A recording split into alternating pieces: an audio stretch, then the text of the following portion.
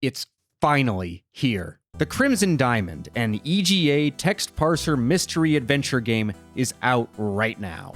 A few years ago, I interviewed Julia Minamata, the developer, for my Colonel's Bequest video. But that was just a small portion of our conversation. To celebrate the game's release, I'm sharing with you, for the first time, the best bits of the interview that you didn't get to see. You'll learn about Julia's influences, her thoughts on pixel art, and how the game was made. Click on the link in the description or the pinned comment to buy the Crimson Diamond today.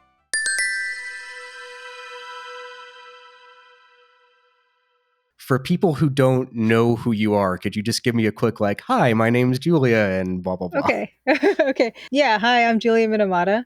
I am the game developer behind the Crimson Diamond, which is sort of a mystery point-and-click graphical adventure. It's not really point-and-click. It's mostly parser and keyboard based, but you can point and click somewhat. So I think that means it belongs to the point-and-click genre. And I handle everything. I do the programming and the writing and the animation and the art. Only thing I don't do is the music. And I've got this wonderful musician who's on the project with me, Dan Polakar. And Dan is this international touring musician, and he's a gigantic adventure game nerd. He bought a Roland MT32 and he rigged it all up to work on his setup. I've been streaming the game development, the art, and the music on Tuesdays at 8 p.m. I also do a bit of contract work on the side, but my main focus right now is finishing up the Crimson Diamond, and I hopefully will finish that by first quarter of 2023. Fingers crossed. Game dev is it's one of those things I think a lot of people think about doing, myself included. And then when you think about, I look at other people who do it and that whole thing, and I'm like, I don't know, man. Well, here's the thing. So I try to encourage as many people as possible, if they're interested at all in making their own projects, to go for it, to just dive in. Don't let anything stop you. There are, so many different reasons why people won't. There's, I can't do art is a very common one. If you kind of approach that artwork in a very, very practical standpoint and just say, I needed to convey certain ideas without worrying about the quality or the finish or how realistic it could look or anything like that, you can actually produce something that's very effective and can be super eye-catching and super unique. And even if you eventually decide that you want to replace all those art assets, you know exactly what you need. I came from the other side of it where I didn't know how to program. I am self-taught. I did a few computer programming courses in high school, and one of them was Java or something, which I'm certainly not using at all now. So I'm completely self-taught with that, but yeah, didn't let it stop me. And there are some wonderful tools nowadays. We'll probably talk about this later, but I do use Adventure Game Studio to develop the Crimson Diamond. And yeah, I've been just learning as I go. So you mentioned, Adventure Game Studio. So why did you choose, why AGS? The first reason would be I was seeing other people using it. I saw some Let's Plays of Francisco Gonzalez's Ben Jordan series, right? And this guy is just doing it all on his own. So I could see what it was possible. Yahtzee Crowshaw's Cizo Mythos as well. Again, a series of Adventure Game Studio games. And when I looked at the tool, I saw that there were tons of YouTube tutorials. There was a forum that is still active, and and now as time has gone on, there have been commercial releases of Adventure Game Studio games, including Francisco's Lamplight City. Kathy Rain was an Adventure Game Studio. Primordia, Techno Babylon, Dave Gilbert's games, all the Blackwell series, Unavowed. It has save and load game features, super key, point and click text parser, verb coin. They have all of those things baked in already into the engine. So yeah, that's the reason. Adventure Game Studio all the way. I'm so fortunate that the tools became much more easy to use by the time I decided I wanted to make something. It seems pretty obvious to me, and you've mentioned before in different places that the Colonel's Bequest is at the very least the graphical inspiration for this, and possibly the gameplay too. Maybe just start with this. What did you think of the Colonel's Bequest when you first played it? I was so scared of it. It was so scary. That was my first takeaway from that game, because you can die really easily and it seems to come out of nowhere. It was terrifying. It's kind of the combination of both kind of sides of my parents and what they're interested in and what they passed on. So from my dad, I get this love of computer games because he was an office dad who would bring home pirated games, with photocopying manuals. I love computer games from him, adventure games particularly. my mom, she loves like mystery stuff like Agatha Christie and Columbo and Forensic Files and all these things. And so there is this wonderful fusion of all these interests that I have. One of the things from game design perspective that of Colonel's Bequest that I really do appreciate is that Roberta Williams really did modernize the format. Yeah, they wanted to make something different, and they wanted to make this much more of a narrative-based game. And some gamers might feel like it's too light on the puzzles and it's too easy, but that focus on the story was what they were concentrating on. And that's what I feel like I also want to bring to it with my own project. You can listen in on those conversations that two other characters are having, and you get to hear what they think about other people or how they, how they really feel. Because when you're as a protagonist going up and asking people about things, of course they're going to have their filters on and they're going to be on guard and they're not going to say everything they feel. You're going to have to get that from what's implied about their tone. But just being able to, like sneak around and hear what people have to say, I've always found it a really appealing mechanic. It's just such an exciting idea of a way to gather information. So the Colonel's Bequest, in some cases, it did teach me things, like ways I want to do things in terms of what the setting is and the characters and the investigative aspect. But also, it almost did teach me about things I wanted to not do. The way that the time passes in that game, it was really stressful because you walk into a room and time will advance. There's no warning, and it feels like when I started playing it, I felt like I was scared to explore because I was scared of advancing that time, and that's something. Yeah, I took that time advancement mechanic and I made it very clear in terms of what would advance the time in the Crimson Diamond. So you get this notebook in the Crimson Diamond that says, go to the dining room or something. So when you know that, okay, I'm finished exploring and doing whatever I want, I go to the dining room and then the game will advance. There are no doors on a lot of the rooms. But when I was making the Crimson Diamond, I like doors on rooms. So I just put doors everywhere. There's tons of doors everywhere. You can't even leave the first area without opening the door. Unless you open door. Yeah, without opening the door. You have to. Another thing that was something a little bit disappointing is, there's lots of cupboards and drawers that are just decorative. They have drawers, but you can't open them. She said, oh, there's nothing interesting in there or something like that. So of course, I made all the cupboards and drawers in the Crimson Diamond openable for absolutely no reason, besides the fact that I feel like you should be able to do that. There's a chair that spins in the Crimson Diamond study. Oh, that's cool. That's also totally useless. You can sit in it and spin in it. You can wash your hands in the game as well. In the Colonel's Bequest, you can wash Laura's hands.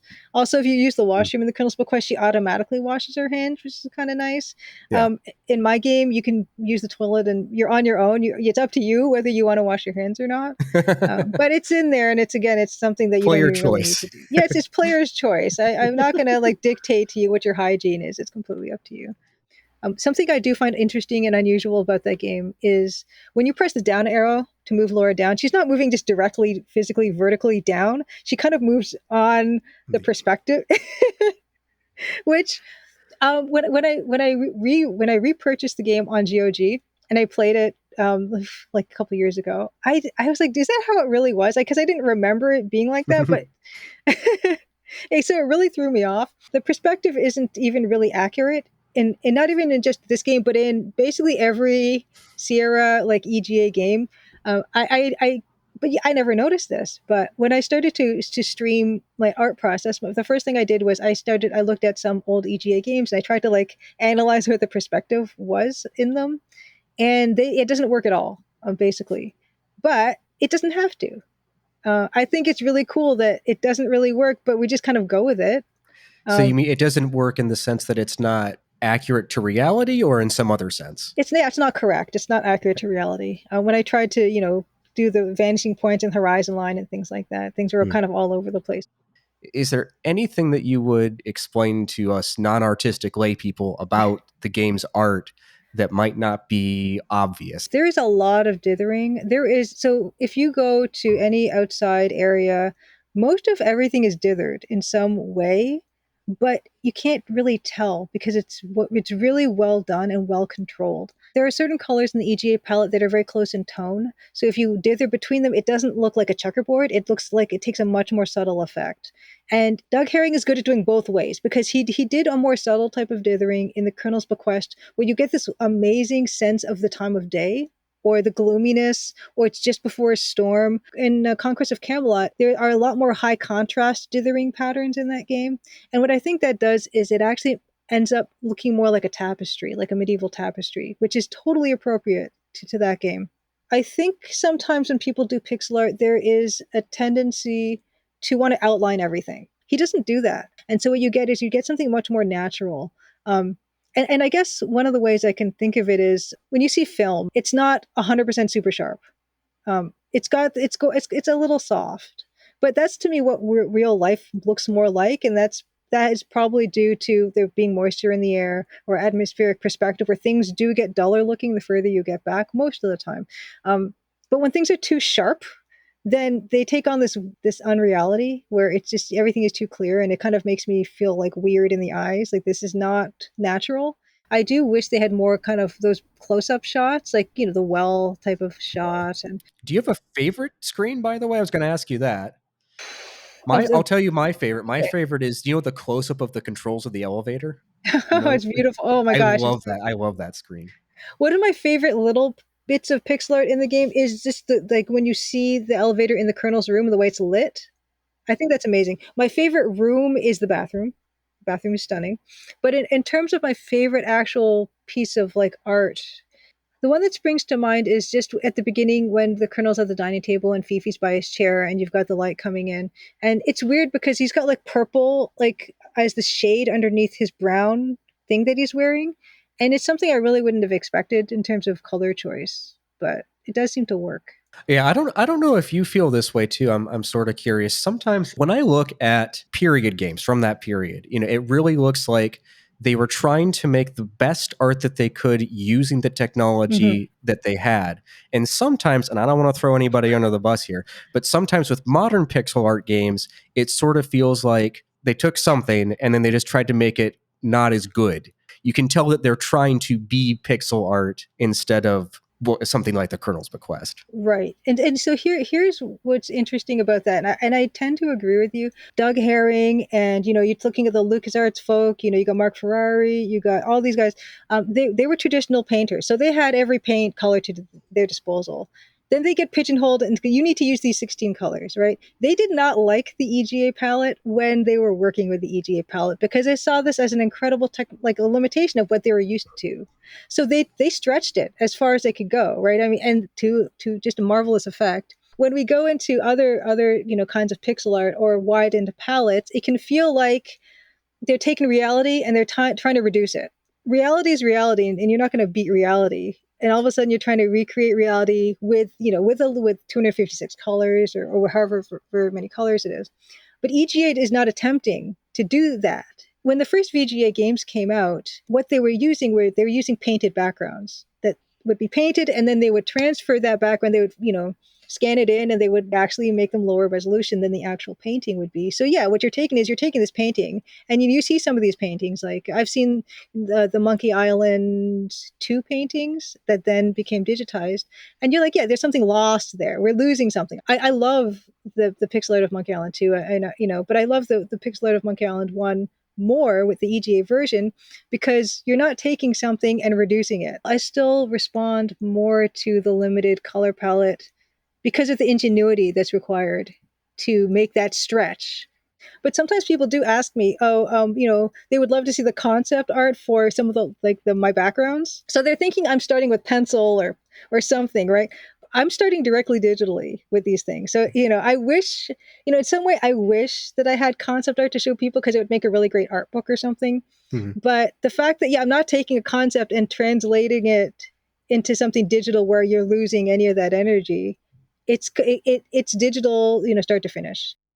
In September of 2022, the Crimson Diamond demo was chosen for the Speedy Adventures Short Challenge. Speedrunners have a month to run the game in secret, and at the end, they send their fastest runs to the moderator. This interview was conducted after the challenge was underway, but before the challenge had concluded.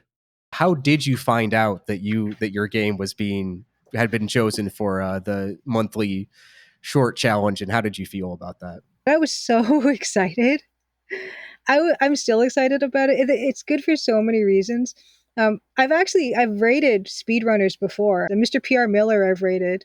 for Quest for Glory speedrun. Just and I was completely blown away. I think that would have been maybe my first experience seeing adventure games being speedrun and seeing just how fast and how, with the tricks involved and everything. I don't know if it was the first, but it was fascinating. I've always enjoyed Summoning Salt's speedrun videos for like console stuff. Just seeing the dedication and the persistence and the ingenuity, and seeing it, with you guys, with your community, it's completely inspiring. And just knowing that I get to be a little part of that. I was kind of hoping one day that the full game would be something that people would speedrun, because that gets mentioned sometimes in my streams. But knowing that the demo got picked is fantastic. I was so excited, because it's just nice when people take an interest. Working on this game pretty much on my own, that's kind of isolating. You just feel like you're just chipping away at something, and it feels like it takes forever. And also because I'm a solo game dev, one of the hardest things to get done is playtesting. To get people to volunteer to just play through something and either find bugs or ways that the game could be run a bit smoother, even if it's from a speed running perspective. Even a speedrunning perspective can even still translate to, a regular casual player having a smoother experience with the game too. Very, very, very, and so happy. And I can only just thank you guys so much, for speedrunning. And I can't wait to see people's times. I did speedrun a bit on my own streams for the first time ever, just speedrunning my own demo. And it like, I can see why you guys do it, because it is like a lot of fun, like more fun than I was expecting, really. And also because I am kind of a bit of a competitive person, and I like to be able to do things like quick and stuff, but it's a completely other level. What you guys are doing is just, I have nothing but admiration for it. I would not be surprised if someone breaks the game, which I would be delighted by, actually. The very earliest versions of the demo, well, the demo is it's restricted to the interior of the lodge. You can't leave. So I had a couple testers actually escaped the lodge. Like, they actually got outside. I don't remember how they managed, but two different people were able to like walk around. And of course the game would start crashing because like some of the rooms weren't finished and everything. And if you try to go into a room that doesn't exist, then the game will crash. But yeah, if anyone finds something that utterly breaks the game, it's so fun to me, because I set up these rules. And if you can find your way around those rules, amazing. And then of course I'll try to like patch it up and spackle it so you can't, but it just tickles me pink when people do that.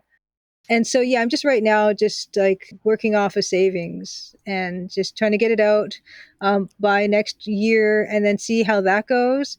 My like total pipe dream would be, yeah, I want to just be like a game developer and just do my own thing. But I know that's a tough one.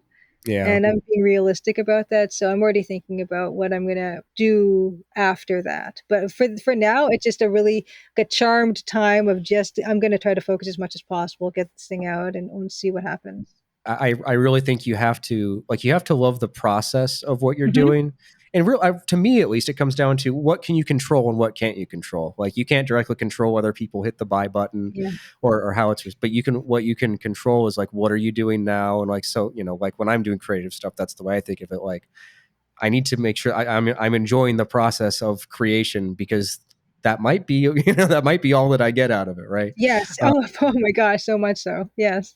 For me, like, I don't have a publisher. I don't have anyone really breathing down my neck. It's a good thing and a bad thing. It's great because there's not that pressure, but it's also bad because, yeah, there's not that pressure. But there's no reason why I can't make this to be exactly how I want it to be. Gotcha.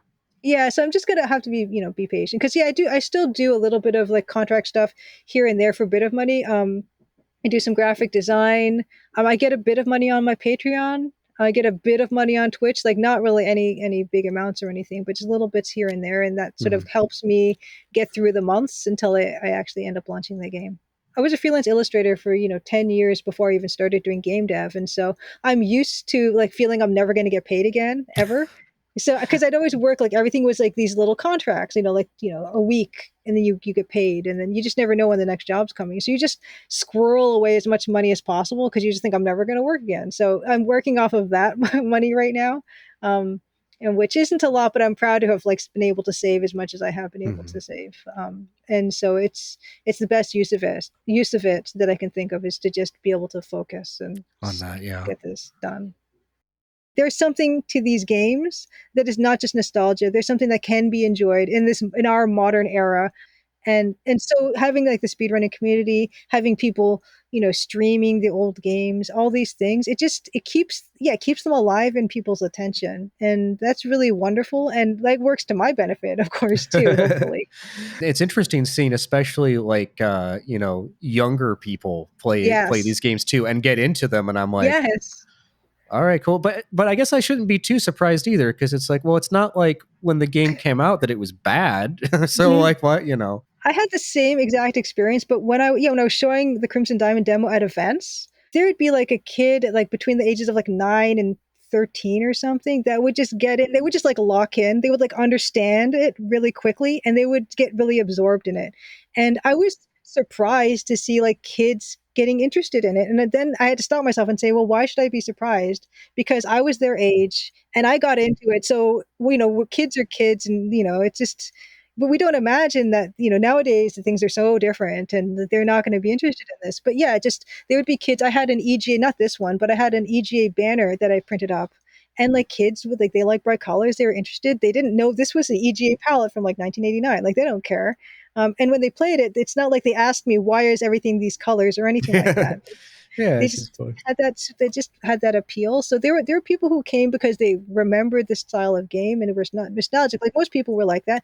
Another part that I really liked was when parents would bring their kids and say, "Oh, this is like the kind of game I used to play." That's Um, awesome. and the first time I showed the game back in like the demo back in like fall 2018, like there was a father and a daughter was probably like 8 or 9 or something. Mm. And they sat down together and they played it and like he would let her type and stuff. So she was practicing reading and typing and they were doing the Oh, voices and everything.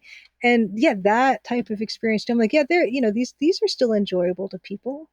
Of course, now that everything's easier to do, it's so much harder to get, discovered or so much harder to get people's eyes on it. But like the trade-off is incredible because you get people saying they can make their own game on their own and they can make it whatever they want and it can be unique and they don't have like shareholders, and they don't have a publisher. They can just this is like this beautiful unique experience that anyone can do and I'll take that trade-off any day.